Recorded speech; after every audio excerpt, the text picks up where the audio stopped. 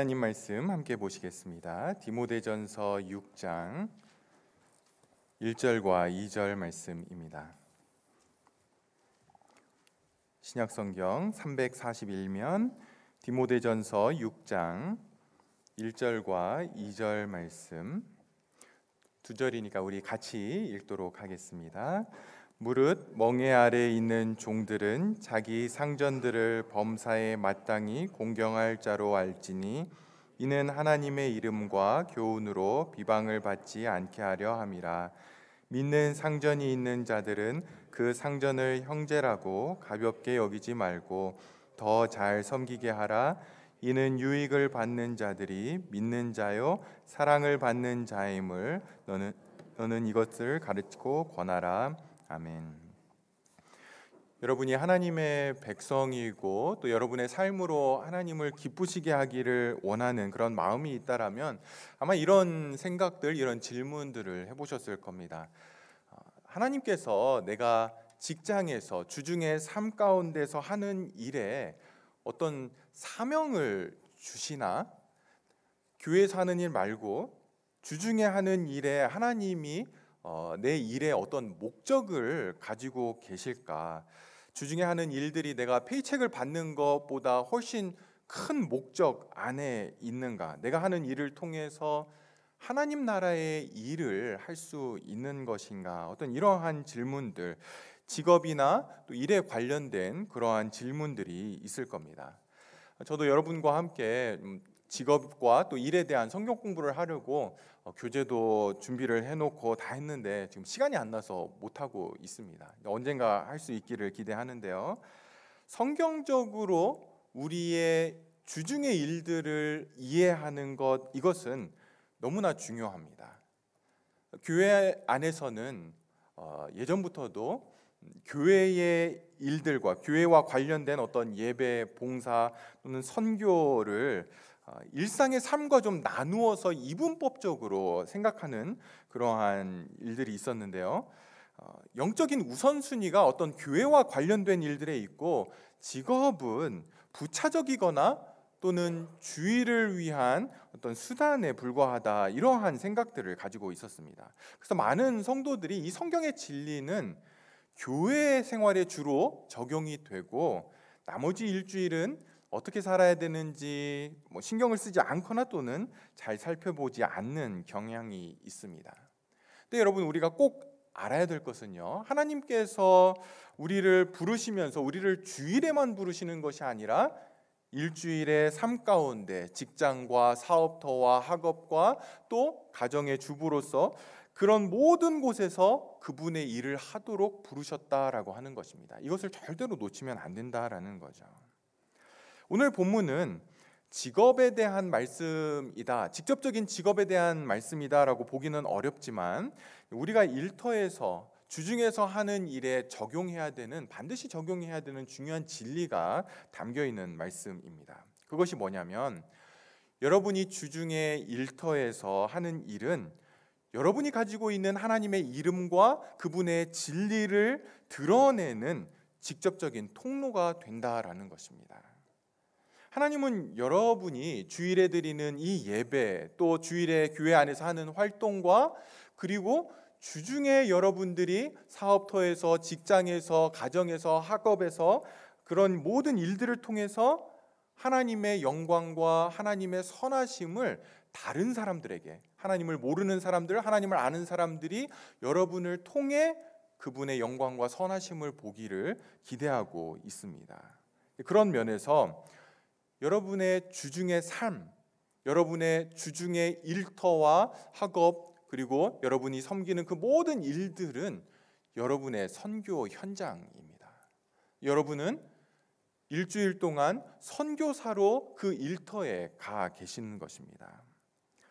오늘 본문은 여러분이 일터에서 하는 일을 통해서가 아니라 일을 할 때 보여지는 여러분의 성품, 사람들을 대하는 여러분의 그 방식, 그 자세를 통해 사람들은 하나님의 이름과 진리의 진위 여부를 보게 된다라고 말씀을 하고 있습니다.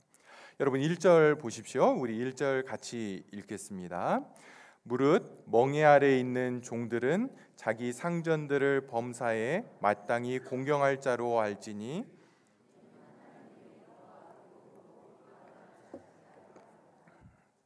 오늘 본문은 종들에게 주시는 말씀입니다. 5장에서 바울 사도는 교회 안에 있는 여러 부류의 사람들에게 말씀으로 권면하죠. 또 이야기를 합니다. 나이가 많은 남성, 여성, 또 젊은 남성, 여성에 대해서, 또 과부에 대해서, 장로에 대해서, 그리고 이제 오늘 본문에서는 종에 대해서, 그리고 6장 마지막에 가면 부자들에게 말씀으로 권면하는 것을 우리가 볼 수 있습니다.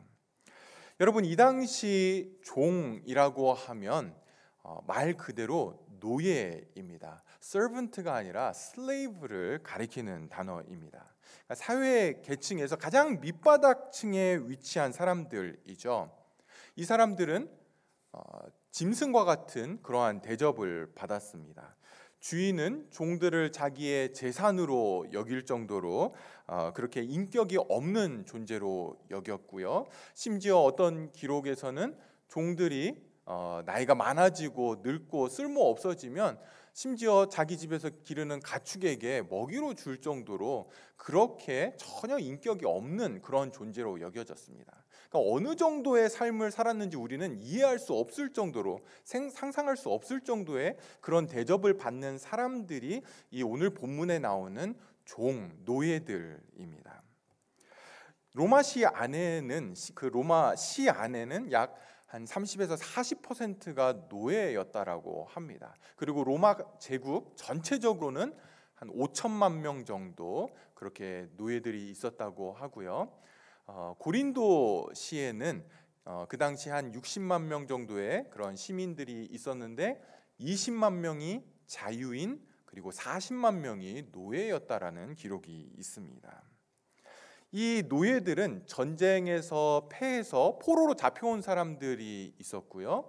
또 노예 사이에서 그래서 태어나면서부터 종으로, 노예로 태어난 사람들도 있었고요.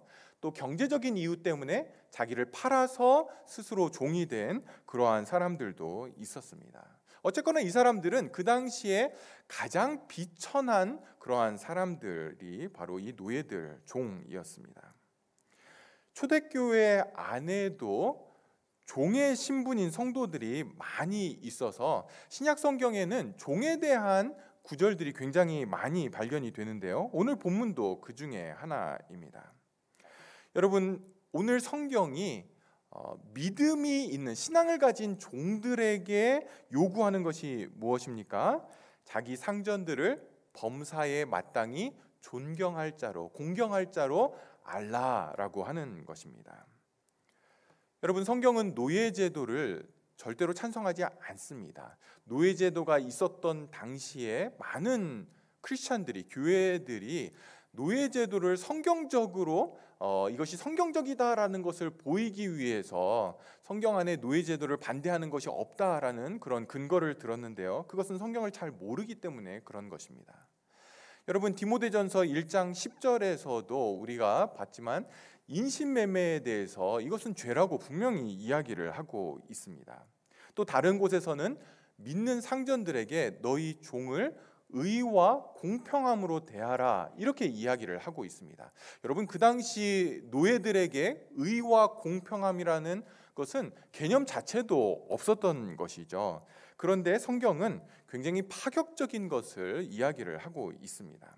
근데 그럼에도 불구하고 기독교 신앙이 노예 폐지를 위해서 어떤 활동을 하거나 노예 폐지 운동을 일으키거나 또는 불의한 정권과 체제를 정복시키고 뒤집는 것을 요구하지는 않는다라는 것입니다.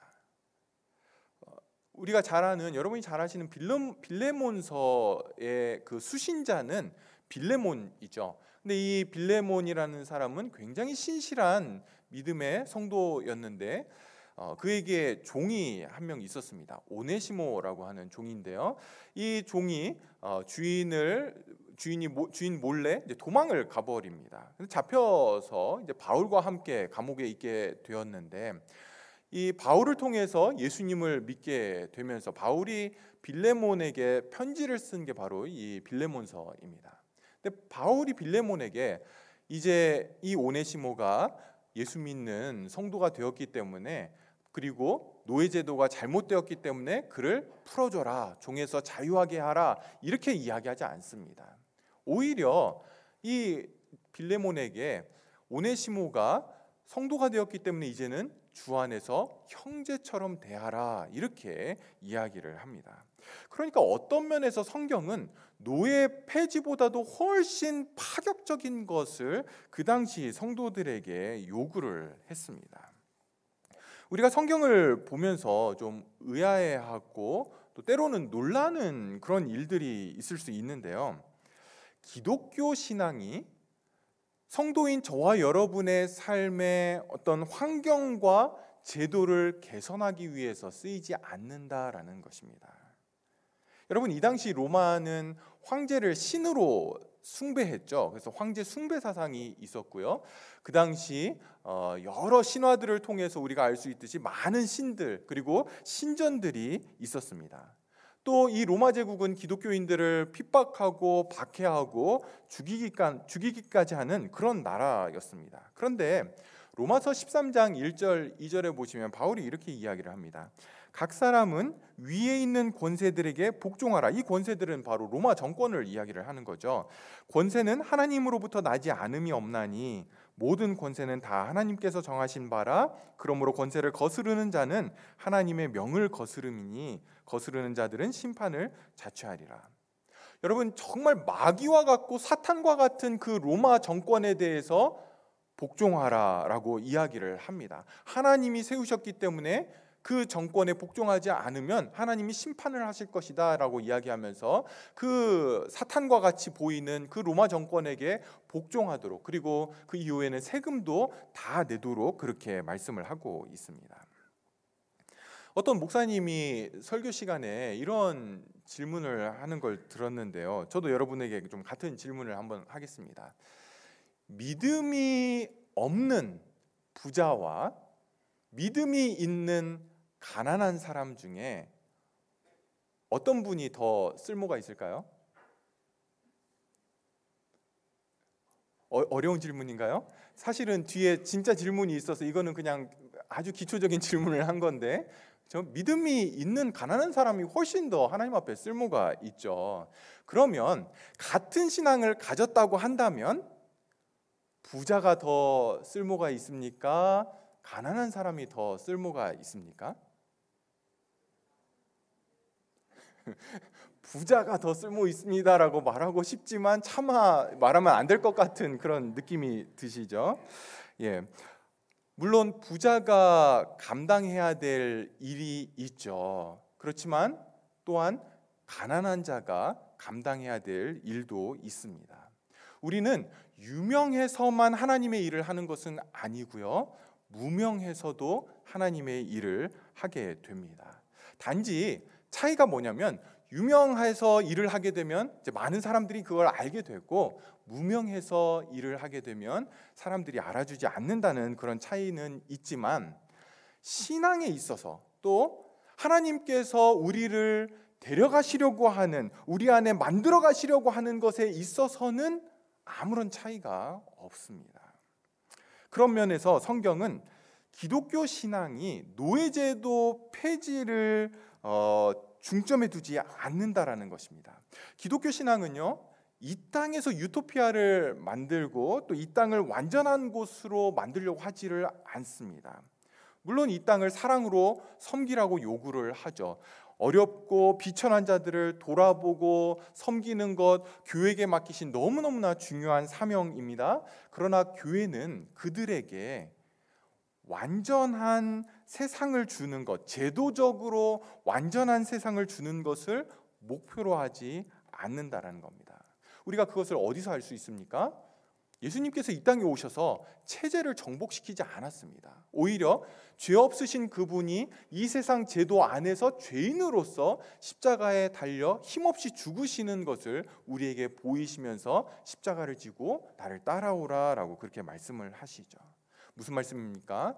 오히려 우리는, 성도는 다시 오시겠다라고 약속하신 그 주님이 오시면 이 모든 것을 바로잡고 완전하고도 영광스러운 나라로 우리를 들이실 것을 믿음으로 소망하면서 지금 현재는 불완전하고 죄악된 이 땅에서 소망을 가지고 믿음을 가지고 살아가는 것이죠. 그러니까 성도는요, 하나님 나라를 바라보고 소망하면서 이 땅을 사는 것이지, 이 땅을 하나님 나라처럼 어떤 완전한 눈에 보이는 그러한 유토피아로 만들면서 살도록 부름받은 것이 아니라는 것입니다. 성도 여러분, 오늘 성경이 신앙이 있는 종들, 신앙이 있는데 세상에서는, 또 상전들 앞에서는 정말 짐승 취급을 받는, 갑질을 당하는 그러한 종들에게 요구하는 것이 무엇입니까? 그렇게 자기를 대하는 상전들이 마땅히 공경할 자로 알라라는 것입니다. 공경하는 마음과 자세로 상전을 위해서 일하라는 것이죠. 여러분, 2절 말씀이 믿는 상전을 둔 종들에게 한 말씀이라고 한다라면 1절은 믿지 않는 상전을 염두에 두고 하는 말씀이라고 볼 수 있습니다. 근데 그 믿지 않는 상전을 공경하라라고 이야기를 하죠. 이 공경은요, 우리가 앞에서도 참 과부를 존대하라, 잘 다스리는 장로들을 배나 존경할 자로 알라라고 할 때에 그 존대, 존경, 공경 다 똑같은 단어를 쓰고 있습니다. 여러분, 앞에 나오는 참 과부나 장로들은 모두 다 교회 안에 있는 믿음의 식구들, 믿음의 가족들입니다. 그러나 여기 상전은 다르죠. 자기를 짐승처럼 대하는 상전입니다. 믿음도 없고요, 예수님도 인정하지 않고 하나님도 무시하는 그런 상전인데, 그 상전을 공경하라라고 이렇게 이야기를 하죠. 믿음의 가족들을 사랑의 마음으로 존경하고 존대하듯이 너의 상전을 공경하라라는 것입니다. 왜 그렇습니까? 그 이유가 그 다음에 기록되어 있죠. 이는 하나님의 이름과 교훈으로 비방을 받지 않게 하기 위함이다 라고 말씀을 합니다. 여러분, 하나님의 이름, 예수의 이름, 성경에서 많이 나오는 표현들인데요, 이 하나님의 이름은 하나님 자신을 가리키는 것입니다. 성경에는 다양한 하나님의 이름들이 나오죠. 엘로힘, 야훼, 여호와, 또 하나님, 여호와 이레, 여호와 라파, 여호와 삼마, 이런 많은 이름들이 나오게 됩니다. 네, 여러분, 성경이 이런 다양한 하나님의 이름들을 통해서 보여주는 것이 뭐냐면, 각각의 이름들은 하나님의 어떤 능력을 보여주기도 하고요, 하나님의 성품을 보여주기도 합니다. 하나님이 어떤 분인지, 하나님이 어떤 일을 하셨는지를 하나님의 이름을 통해서 이스라엘 백성들이 기억하도록 하기 위해서 다양한 하나님의 이름들이 성경에 등장을 하고 있는 거죠. 그렇기 때문에 이 하나님의 이름은 하나님 자신을 가리키는 겁니다. 교훈은 하나님의 진리를 가리키죠. 성경의 진리, 성경의 교리라고 보면 됩니다. 우리가 믿고 있는 내용입니다. 믿음이라고 할 때 우리가 어떤 내용을 믿고 있는데, 그 내용이 바로 이 교훈이죠. 우리가 이것은 참된 진리다라고 해서 따라가는 어떤 삶의 원리, 또 삶의 목표, 그것이 바로 교훈이죠. 하나님의 이름과 그분의 진리가 비방을 받지 않도록 하기 위해서 종들은 자기 상전을 마땅히 공경할 자로 알라, 그렇게 대하라, 그 마음을 가지고 일하라 말씀이 요청하고 있습니다. 성도 여러분, 여기 잘 보십시오. 말 그대로 짐승 취급을 받고 있는 종들입니다. 물건이고요, 재산이고 재물로 취급을 받고 있습니다. 사회 계층 중에 가장 비천하다라고 말하기도 어려운, 훨씬 더 심각한 상태에 있는 노예들에게 성경은 너희를 통해서, 너희들처럼 가장 비천한 그 사람들을 통해서 하나님이 어떤 분이신지, 하나님의 진리가 어떠한 것인지를 사람들은 확인을 하게 될 텐데, 너희 상전들은 확인하게 될 텐데, 그렇기 때문에 너희 상전들을 공경하라, 이렇게 말씀을 하고 있습니다. 세상은 너희를 통해서 하나님을 보게 될 것이고 너희를 통해서 하나님의 진리를 보게 될 것이다. 너희는 하나님의 이름과 진리를 보여주는 창문이다. 그렇기 때문에 상대방이 나를 어떻게 대하든지 상관없이 내가 성도이기 때문에 보여야 하는 마음과 자세가 있다라는 것입니다. 사랑하는 여러분, 여러분이 하나님을 믿는 성도이기 때문에 여러분이 일터와 직장과 또 학교에서 또 가정에서 보이는 모습과 행동 방식을 통해 여러분은 하나님의 이름과 기독교 진리 전체에 대한 공개적인 증인으로 서 있게 됩니다. 여러분은 삶의 현장에서 선교사라는 것을 절대 잊으시면 안 됩니다. 선교지는 일터는 여러분의 선교지입니다. 일터는 여러분이 하나님의 이름과 진리를 명확하게 드러낼 수 있는 자리입니다. 물론 우리가 말로써도 그것들을 증거하게 되죠. 그러나 굳이 말로 하지 않아도, 굳이 전도지를 전해주지 않아도 여러분의 동료들이 여러분이 크리스찬이라는 것을 알고 있다라면, 여러분의 주변의 사람들이, 여러분의 커스터머들이 여러분이 크리스찬이라는 것을 알고 있다라면, 우리 교회 달력이 여러분의 사업터에 직장에 붙어 있다라면 사람들은 여러분을 통해서 하나님과 그분의 진리를 보게 될 것입니다. 여러분은 그 자리에 하나님의 이름과 하나님의 진리를 품은 자로서, 가지고 있는 자로서 그 일터에, 현장에, 그리고 학교에 있는 것이죠. 일터에서, 학교에서 여러분의 모습은 여러분이 예수님의 증인이냐 아니냐를 결정짓지 않습니다. 여러분은 무조건 증인입니다. 그런데 그곳에서 여러분의 모습은 여러분이 가지고 있는 그 예수가, 여러분이 가지고 있는 그 하나님의 진리가 가짜냐 진짜냐를 증언하게 될 것입니다. 특별히 언제 더 드러나게 될까요? 여러분의 주변에 있는 동료들, 커스터머들이 언제 더욱더 이것들을 여러분 안에서 명확하게 보게 됩니까? 그것은 여러분이 고난과 어려움의 자리에 있을 때, 여러분이 억울한 자리에 있게 될 때에 여러분 안에 있는 하나님과 그분의 진리를 보게 됩니다. 내가 믿는 진리 때문에 고난과 고통을 받는다라면 사람들은 그것을 보고 그 진리가 고통을 감수할 만한 그런 가치가 있다라는 것을 보게 될 것입니다. 여러분이 하나님의 이름 때문에 고통과 어려움을 감수하게 될 때에 욕을 먹어도 똑같이 그렇게 하지 못하고 그것을 참고 있는 모습들을 볼 때에 사람들은 여러분이 가지고 있는 그 하나님의 이름이 그 모든 고통을 감수할 만한 가치가 있는 그러한 존재라는 것을 보게 될 것입니다. 여러분, 왜 하나님께서는 우리를 위해서 자기의 가장 귀한 아들을 내어주시고 우리에게 영생과 복을 주시기 위해서 우리를 부르셨는데, 너를 통해 이 땅에 복을 얻게 될 것이다 라고 분명히 그렇게 우리를 복의 통로로 사용하시기 위해서 우리를 부르셨음에도 불구하고 왜 그의 백성들을 환난과 억울함과 어려움의 자리로 부르실까요?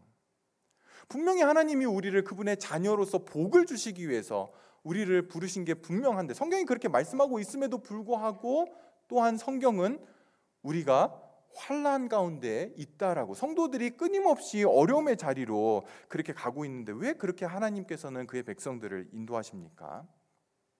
솔직히 우리는 그걸 다 이해할 수는 없습니다. 그것에 대한 정확한 정답을 내릴 수는 없을 것입니다. 근데 성경은 뭐라고 이야기하는지 여러분 좀 함께 보실까요? 로마서 5장 1절에서 4절을 한번 보시면 이렇게 이야기를 합니다. 그러므로 우리가 믿음으로 의롭다 하심을 받았으니 우리 주 예수 그리스도로 말미암아 하나님과 화평을 누리자. 또한 그로 말미암아 우리가 믿음으로 서 있는 이 은혜에 들어감을 얻었으며 하나님의 영광을 바라고 즐거워하느니라. 다만 이뿐 아니라 우리가 환난 중에도 즐거워하나니 환난은 인내를, 인내는 연단을, 연단은 소망을 이루는 줄 알미로다. 여러분, 성도가 소유하게 되는 그 소망, 성경이 우리에게 주고자 하는 이 소망은 어디서 오는 겁니까? 환난은 인내를, 인내는 연단을, 연단은 소망을 이룬다라고 하면서 이 소망은 어디서 오는 거냐면 환난에서 오는 것이다라고 그렇게 이야기를 하고 있죠. 여러분, 형통한 삶으로는 가질 수 없는, 환난을 통해서만 성도 안에 만들어지는 기독교 신앙의 중요한 생명들이 있다라는 것입니다. 왜 형통한 삶으로는 안 됩니까? 왜 형통한 삶으로는 인내가 만들어지지 않고 왜 소망이 만들어지지 않습니까? 하나님께서 사람을 만드실 때 그분의 형상으로 만드시죠. 하나님은 인격이시기 때문에 우리 안에 하나님 닮은 모습으로서 지, 정, 의를 우리 안에 두셨습니다. 근데 지적인 부분, 이것은 어떤 뭘 암기하고 공부를 잘하고 이런 것뿐만이 아니라 지적인 것은 생각을 한다라고 하는 그런 의미를 가지고 있습니다. 우리에게 머리를 주시고 생각을 하도록 그렇게 만드셨죠. 기독교 신앙에 있어서 중요한 요소가 뭐냐면 생각을 하는 것입니다. 분별을 하는 것이죠. 하나님의 선하시고 기뻐하시고 온전하신 뜻이 무엇인지 분별하도록 하라. 잘 생각해서 고민해서 하나님의 뜻을 우리가 분별을 해야 됩니다. 생각해서 이것들을 찾아내야 된다라는 거죠. 근데 여러분, 형통할 때는 우리가 어떠냐면 기뻐하고 즐거워하고 편안함들을 이렇게 잘 누리기는 하지만 생각을 하지는 않습니다. 생각은 잘 못하죠. 언제 생각하고 고민하게 되냐면 환난 가운데 있을 때, 어려움 가운데 있을 때 우리는 고민을 하게 되고 내 신앙을 돌아보게 되고 또 생각을 하게 됩니다. 특별히 환난 가운데 있을 때 뭘 생각하게 되죠? 우리의 연약함들을 우리는 되돌아보게 됩니다. 이 어려움 하나 해결할 수 없는 존재라는 것을 보게 되는 거죠. 그러면서 우리 안에 있는 어떤 거품들이 이제 빠져나가게 됩니다. 여러분, 형통할 때는 내가 뭐라도 된 것과 같은 그러한 거품들이 환난과 고난을 통과하면서 빠져나가게 되죠. 근데 성도에게 이 거품을 빼는 것이 왜 중요합니까? 사도 바울의 모습을 통해서 성경이 우리에게 보여주고 있는데요. 고린도후서 12장 7절에서 10절을 보시면 바울 사도가 이렇게 이야기를 합니다. 자기 자신에 대한 이야기인데요. 여러 계시를 받은 것이 지극히 크므로 너무 자만하지 않게 하시려고 내 육체의 가시 곧 사탄의 사자를 주셨으니 이는 나를 쳐서 너무 자만하지 않게 하려 하심이라. 이것이 내게서 떠나가게 하기 위하여 내가 3번 주께 간구하였더니 나에게 이르시기를 내 은혜가 내게 족하도다. 이는 내 능력이 약한 데서 온전하여짐이라 하신지라. 그러므로 도리어 크게 기뻐함으로 나의 여러 약한 것들에 대하여 자랑하리니 이는 그리스도의 능력이 내게 머물게 하려 함이라. 그러므로 내가 그리스도를 위하여 약한 것들과 능욕과 궁핍과 박해와 곤고를 기뻐하노니 이는 내가 약한 그때의 강함이라. 성도 여러분, 믿음이라고 하는 것, 우리가 가지고 있는 이 기독교 신앙, 이 믿음이 있다라는 것이 우리의 문제와 환난을 빨리 해결해 주는 것이 아니라 우리가 가지고 있는 믿음은, 기독교 신앙은 우리의 그 처한 환난과 고난에 머물러 두면서 나의 능력이 오직 예수 그리스도 안에만 있음을 우리로 하여금 보게 한다라는 것입니다.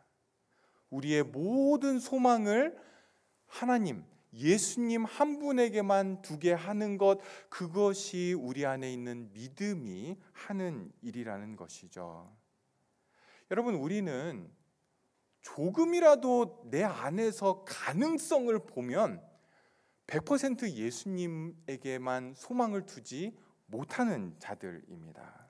우리 안에 있는 죄성은 끝없이 작은 가능성만 내 안에 보여도 모든 소망과 희망과 기대를 내 안에 갖게 하죠. 내가 이거 할 수 있을 것 같아. 내가 이거 해낼 수 있을 것 같아. 내가 믿음으로 이거 물리칠 수 있지. 근데 이게 언제 다 무너지게 됩니까? 환난과 고난 가운데, 끝나지 않는 환난 가운데 있을 때에 내 안에 가능성이 없음을 보게 되고 나를 내려놓고 나를 포기하고 그리고 모든 소망을 예수 그리스도 한 분에게만 두게 되는 거죠. 예수님이 나의 유일한 소망입니다. 예수님이 나의 유일한 만족입니다. 이게 언제 경험적으로 체험적으로 우리에게서 고백됩니까? 환난과 고난 가운데서 내가 아무것도 아니라는 것을 보게 될 때에서야 우리는 예수님만 나의 소망입니다라고 그때서 고백하게 될 수 있다라는 거죠. 하나님이 우리를 그 자리에 데려가고 싶어 하시는 겁니다. 여러분, 이게 한두 번 환난을 당하고 고난을 당한다고 해서 가지는 자리가 아닙니다. 어쩌면 성화되어 가는 그 중요한 길이 뭐냐면 나의 연약함을, 나의 약함을 더더욱 확인하고 주님께만 나의 소망과 만족을 두는 것이라고 할 수 있습니다. 바울이 오늘 본문에 나오는 종들에게, 짐승과 같은 삶을 살고 있는 그들에게, 아무런 소망도 기대도 빠져나갈 구멍이 없어 보이는 그러한 삶의 현실 가운데 있는 그들에게, 너희에게 이런 현실을 허락하는 이유가 무엇이냐라고 할 때에, 왜 이러한 삶을 내가 크리스찬임에도 불구하고 하나님의 자녀임에도 불구하고 왜 이렇게 이 자리에 있어야 되냐라고 할 때에, 모든 소망을 그리스도 한 분에게만 둬라, 모든 소망을 주님 한 분에게만 둬라라고 그것을 가르쳐 주기 위한 것임을 말씀하고 있는 것입니다. 오늘 우리가 교회의 중요한 일꾼들을 세우는 그 일들을 하게 되는데요, 성경이 기대하는 교회의 일꾼, 성경이 원하는 교회의 일꾼들은요, 내가 교회를 위해서 뭔가를 이번에 한번 해봐야지, 내가 성도들을 이렇게 섬기고 이렇게 내가 뭔가를 해봐야 되겠다, 여러분 이런 분들이 아니고요, 나에 대한 모든 기대들을 내려놓고 모든 소망을 예수님께만 둔 자들입니다. 내 의의가 하나도 살아있지 않아서, 내가 할 수 있는 건 아무것도 없고 나는 전혀 의롭지 않고 오직 예수 그리스도의 의만 힘입어 살아가는 성도들을 교회는 세워야 되는 것이죠. 그러한 성도들은 그렇기 때문에 얼마든지 더 약해지는 자리에 가기를 주저하지 않는 사람들입니다. 고난 가운데 있는 성도들을 바라보면서 이렇게 해라 저렇게 해라 조언하기에 앞서 그들의 아픔을 알기에, 하나님께서 그들의 아픔을 통해 어디로 데려가시려고 하는지를 다 이해하고 알고 있기 때문에 안타까움으로 같이 아파하고 같이 눈물을 흘려주고 같이 섬기고 기도해 줄 수 있는 그러한 분들이죠. 이러한 분들이 우리 교회 안에 더더욱 많아져야 됩니다. 그렇게 될 때에 우리 교회가 공동체적으로 우리 교회에 대한 소망들을, 기대들을 내려놓고 예수 그리스도 한 분만 소망하는 그런 교회가 되는 것이죠. 하나님께서 여러분을, 그리고 우리 교회를 이런 자리에 부르신 것입니다. 그러할 때에 우리 교회가 하나님이 원하시는 교회가 되는 겁니다. 내일부터 여러분들은 하나님의 이름과 하나님의 진리를 보여야 하는 그러한 일상 속에 들어가게 되실 것입니다. 하나님의 이름과 하나님의 진리가 일상의 삶을 살아가야 되는 여러분들을 통해서 이 땅 가운데 더욱 영화롭게 또 영광스럽게 빛나기를 소망합니다. 여러분들이 처한 그 삶의 현실이 어떠하든지 간에 여러분이 성도이기 때문에 여러분들이 반드시 내가 하나님의 이름과 하나님의 진리를 가지고 있는 자로서 보여야 할 모습과 자세와 마음이 있는 줄 알고 삶 가운데 하나님의 영광이 여러분들을 통해서 가득 이 땅 가운데 드러나는 그런 저와 여러분 되기를 주님의 이름으로 축복하며 소원합니다. 기도하겠습니다. 하나님 아버지, 우리의 삶의 현실들을 우리가 다 이해할 수 없고 다 받아들일 수 없지만 그럼에도 불구하고 우리가 하나님의 자녀로서 이 땅 가운데 서 있음을 다시금 믿음으로 고백합니다. 우리가 하나님의 자녀이기에 하나님의 이름을 가진 자이고 하나님의 진리를 드러내는 자이고 세상 사람들이 그리고 나와 가까이 있는 자들이 나를 통해 하나님을 보고 또 하나님의 진리를 보는 그러한 창문으로 이 땅 가운데 세우셨음을 우리가 압니다. 주님, 우리의 삶이 하나님의 뜻과 하나님의 이름에 절대로 그 이름들이 비방을 받지 않도록 우리의 삶을 지켜주시옵소서. 우리의 마음을 지켜주시옵소서. 우리의 언어와 우리의 눈빛과 우리의 행동 하나하나를 지켜주셔서 우리의 삶 가운데 선교사로서 서 있게 하여 주시고, 그리하여 하나님의 영광이 우리를 통해 드러나는 그러한 복된 삶 되게 하여 주시옵소서. 예수님의 이름으로 기도합니다. 아멘.